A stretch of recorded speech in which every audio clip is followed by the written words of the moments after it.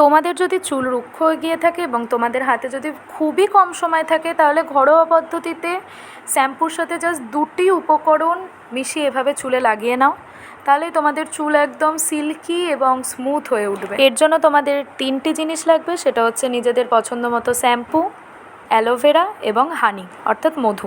আমি এখানে গাছের অ্যালোভেরা ইউজ করেছি।